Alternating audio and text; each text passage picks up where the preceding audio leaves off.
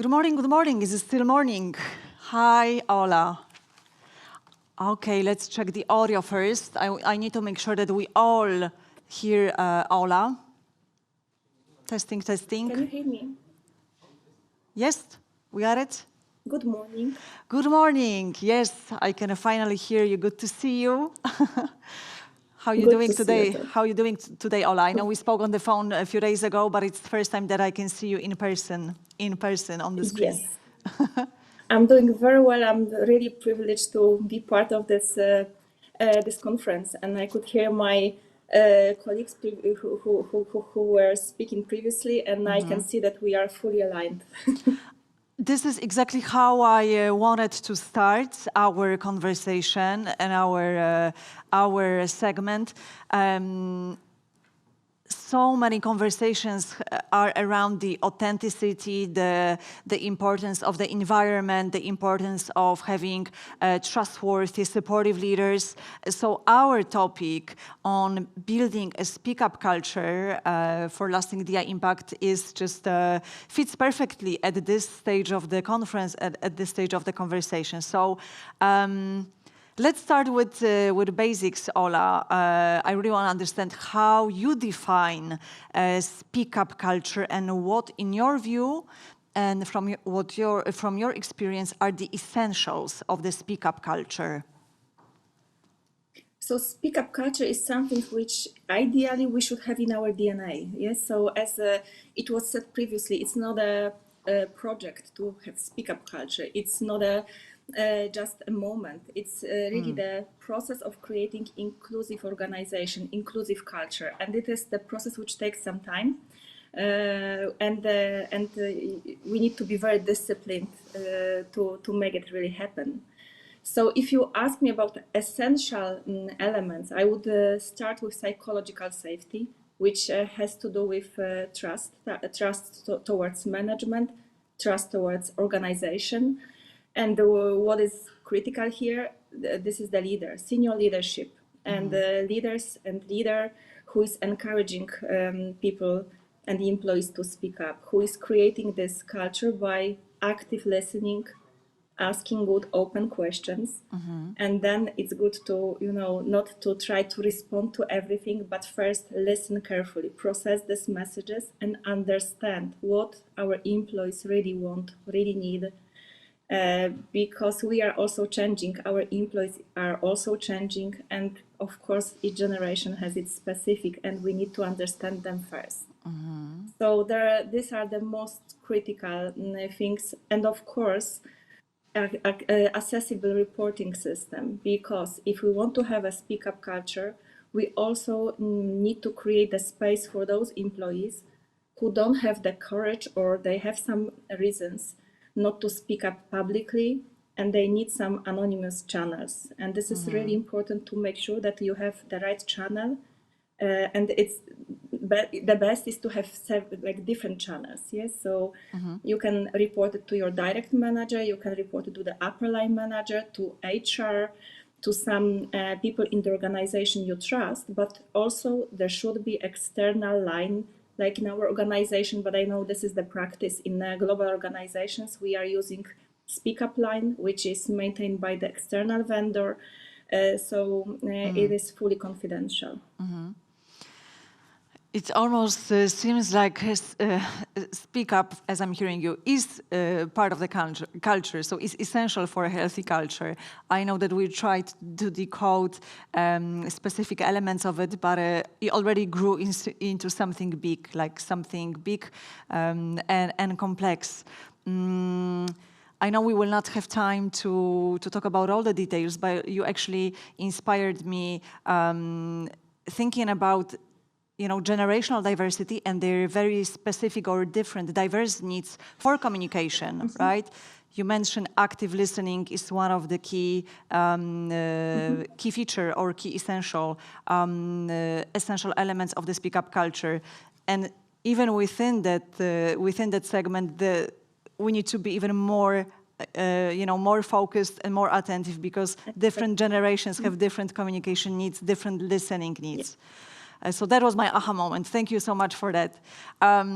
Ola, zooming in onto leaders.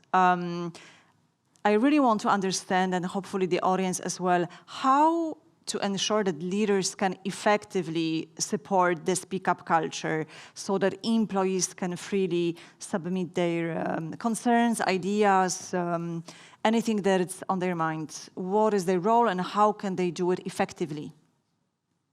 I can tell you that leaders and senior leaders are the most important. I would say that much more important than HR, because usually the topic of D&I is connected to HR, and even if there are specific functions on D&I, it is under HR, and I don't think it should be the case actually, because we are really not the most important part for making it happen. We can support it, but without a leader who really truly supports D&I by being authentic. And again, I'm not original. I don't know if I will be original in any way, but this is not the case, and this is not the goal of this conversation. But I really see that we are very aligned with our colleagues on this conference. This authentic leader who wants to learn. Because we all have some development area when it comes to diversity, equity, and inclusion.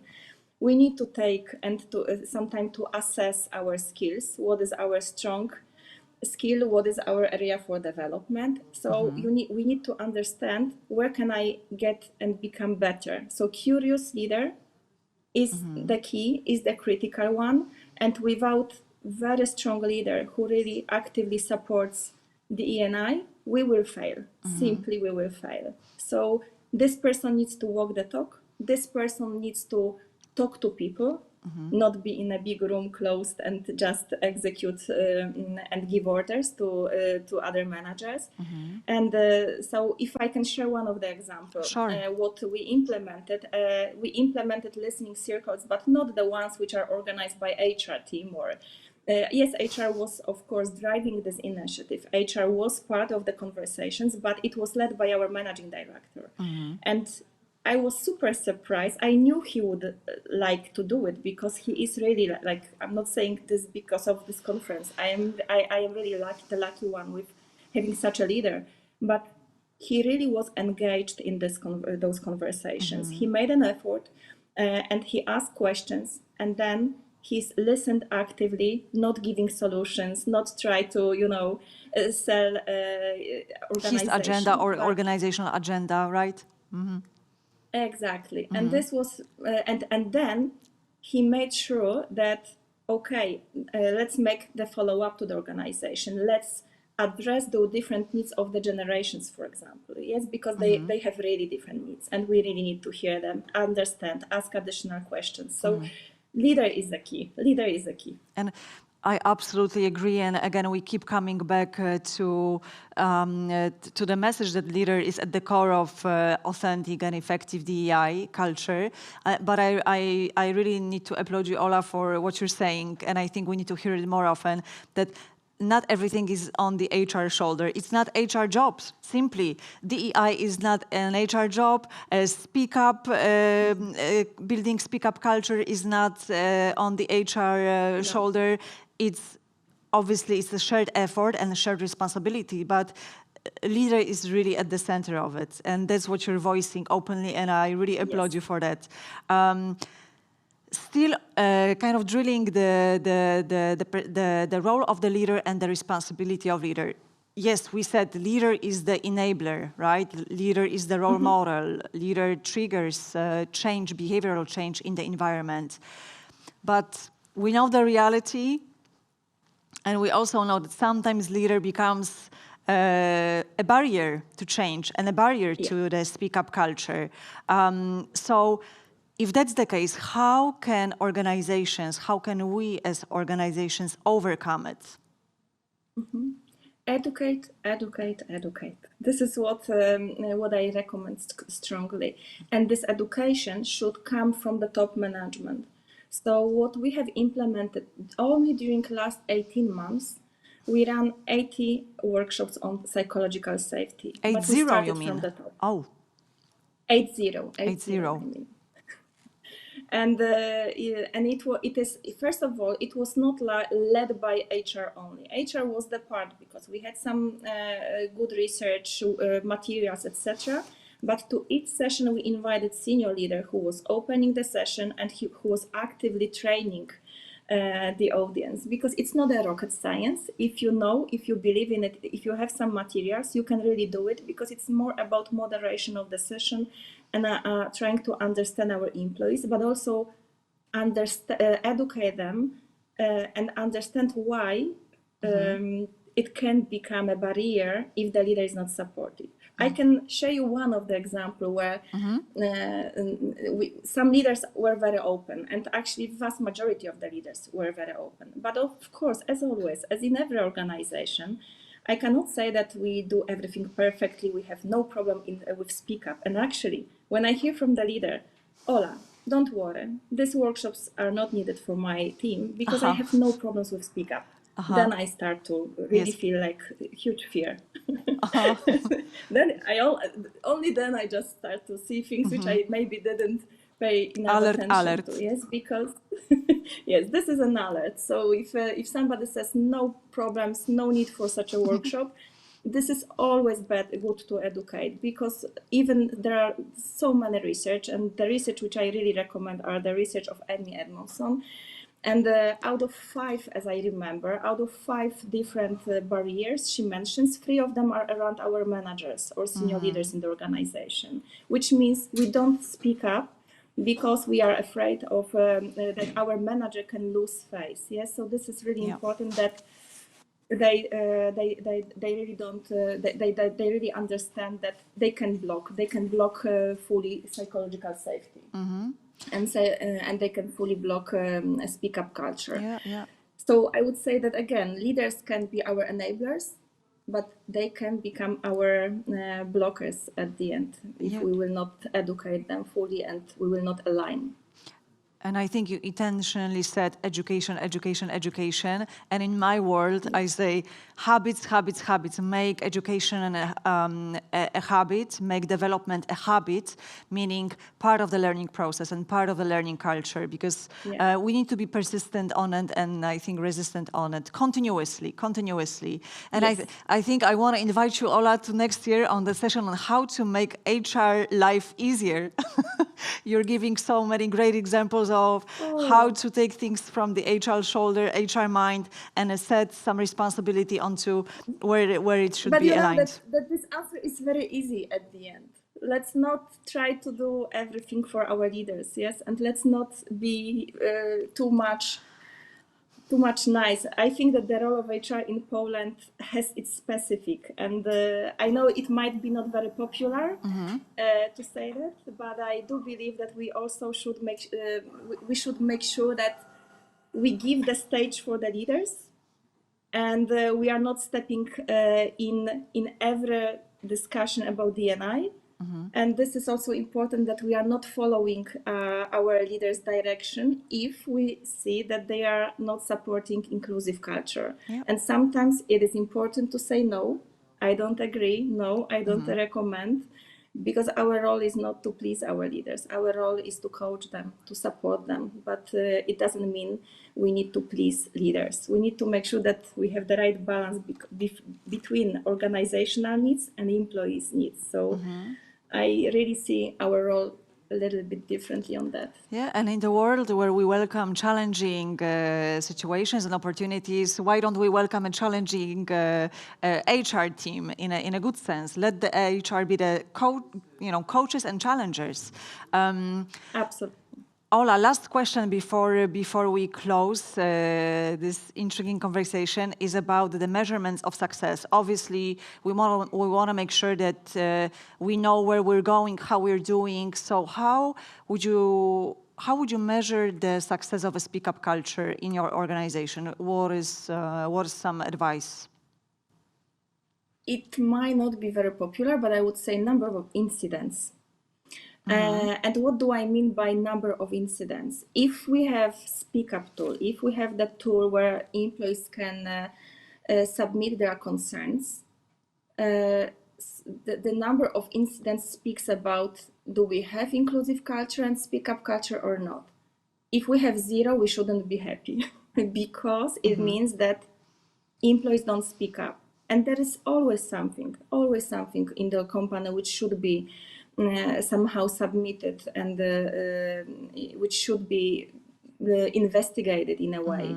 So I also noticed that when we started to implement psychological safety workshop, and of course we advertised our Speak Up tool, from 0, the number of incidents like really grew rapidly. At first we were a bit panicked, like, oh my God, what does it mean? Maybe now employees don't understand how serious it needs to be, blah, blah, blah. But then it's not about that. We shouldn't be afraid that we have investigation. And I know that sometimes we don't want to do that because it is the toughest job for HR and for the leaders to address those concerns. But this is the clue, and this is the measure which I use. If we have incidents in the organization, let's not panic. Let's investigate carefully. Let's follow up with the employees, and let's take the actions which are needed. Let's not be afraid of that. So this is one. Then specific questions which we use in our reports. Yes, we have, of course, engagement surveys, 180 or 360 reports where we are checking what are the competences of our leaders. But let's make sure that we are asking specific questions about specific inclusive behaviors. And let's see what are the responses of our team members. And also, we are asking people one specific question, and we have measure for that, how many % is ideal for us. If there would be any situation or behavior which is inappropriate, would you submit it in the Speak Up tool, or would you speak up or not? Would you report it or you wouldn't? And there's just like yes or no. And we really have, the bar is set very high. We would like to be close to 100%, because if only 80% of our employees say that they would report it, it means that we have 1/5 of the organization, 20% of people who wouldn't. And this is the biggest risk for the organization, because we know what can happen if those things if serious things wouldn't be reported. So this is another measure. And at the end, I would also say strong HR who challenges strong leaders. Yes, this is some, of course, I wouldn't say this is the measure, because you cannot measure it like with the numbers or KPIs. But if you follow all of the above measures which I mentioned, then you really need strong HR and strong leaders to make follow-ups, to come back to the employees and to check the pulse without official even engagement surveys or any other surveys in the organization. Yeah, so I'm tempted to conclude it in a way that effective culture is, at the end of the day, also an effective relationship between HR and leaders,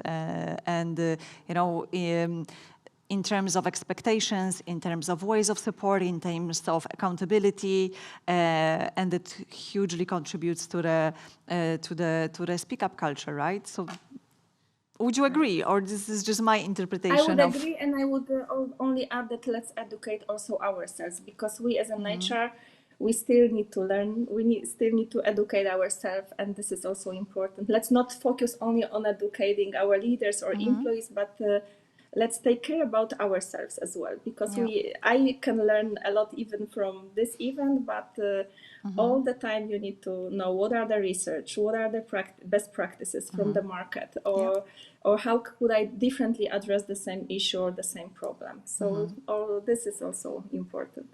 Great message to conclude. Let's keep investing in ourselves. So thank you so much for joining us, Ola, and good luck with creating strong and empowering Speak Up culture. And hopefully you can stay with us for the further segments of the conference. Super. Thank you so much.